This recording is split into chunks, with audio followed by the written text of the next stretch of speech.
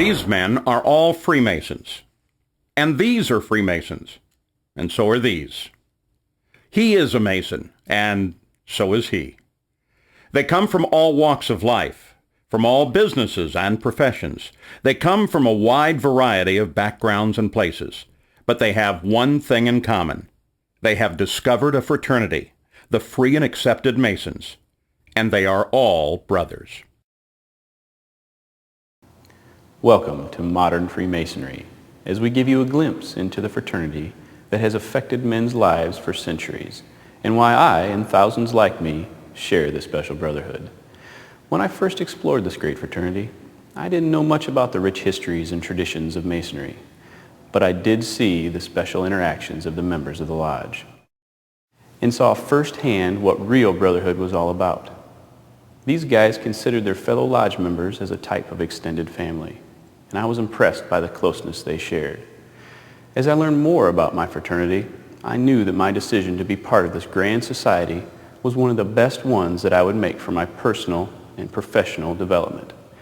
As I began to see how I fit into an organization that has affected the lives of many of our U.S. presidents, starting with George Washington, and includes some of the greatest movers and shakers of the past 300 years, I knew that I would benefit from these rich traditions, the same values and traditions that helped these men become better men, and having the same effect on me today.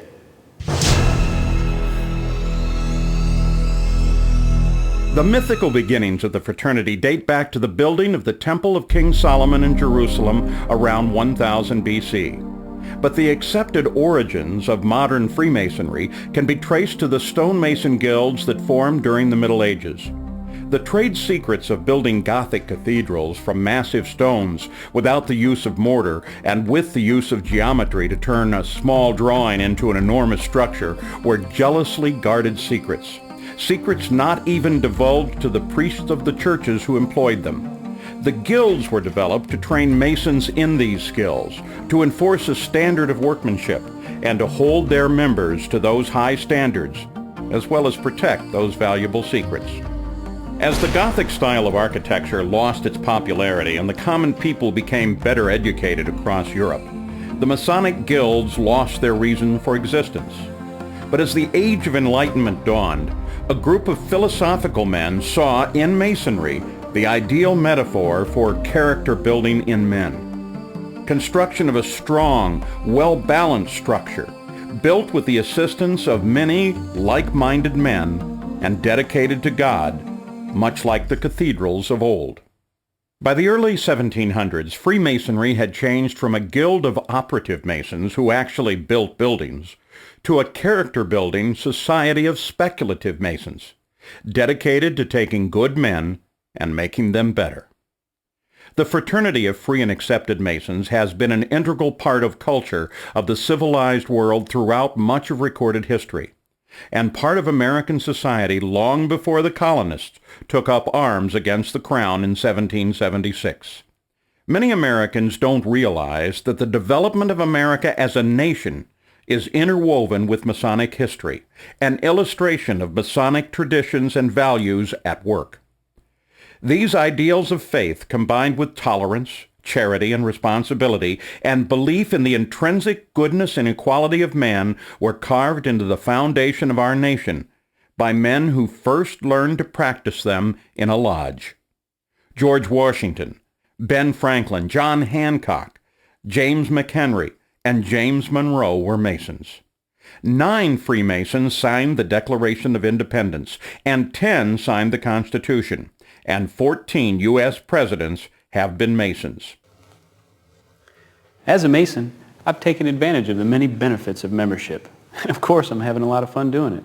I came to realize that my fraternity serves me in a lot of ways, some of which I didn't expect at first.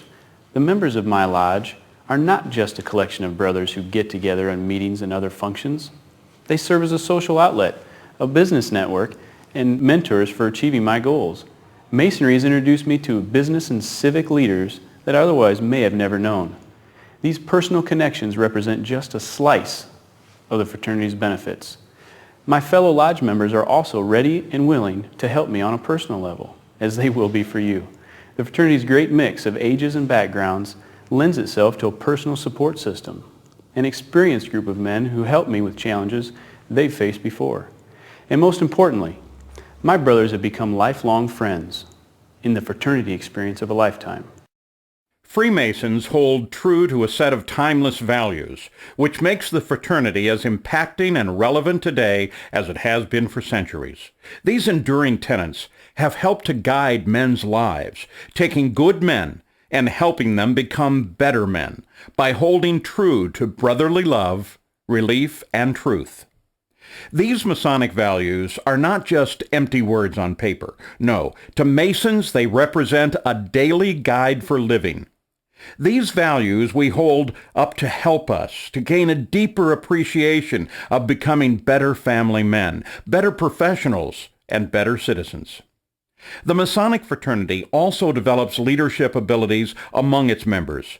Masons can utilize and hone their abilities by serving as lodge officers, mentors, and committee leaders. But Masonry also provides many other opportunities for further involvement, all of it fun and all rewarding. But what do Masons do? Masons meet in a lodge. Its members are taught its precepts by a series of ritual dramas which follow ancient forms and use stonemasons' customs and tools as allegorical guides. These are called degrees, and you've probably heard of them before. In a Masonic lodge, a man must complete 3 degrees to become a full member.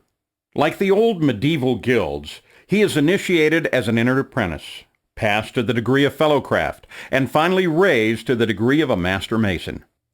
When you join a lodge, you'll make friends that will last a lifetime, from all walks of life and every economic and social and religious background. More than that, you will quickly find as you travel the country and the world that Freemasons are everywhere, and they share a bond with you solely because of the experience you share in common. Once a man becomes a Master Mason in his home lodge, he can enjoy further brotherhood and involvement in other Masonic organizations known as appendant bodies, including the Scottish Rite, the York Rite, and the Shrine. Because Masons are an eclectic mix of men from all walks of life, the other groups have developed over the years to enlarge upon the lodge experience. They offer deeper understanding of involved leadership as well as charitable and philanthropic activity. History, symbolism, charity, personal growth and development, friendships that last a lifetime. It's all part of this incredible worldwide fraternity. To become a Freemason, simply ask for a petition from the person who gave you this DVD. He'll assist you in filling it out and tell you when it will be considered by the lodge. He'll also ask for an initiation fee, and you'll need to give that to him when you complete your petition for membership.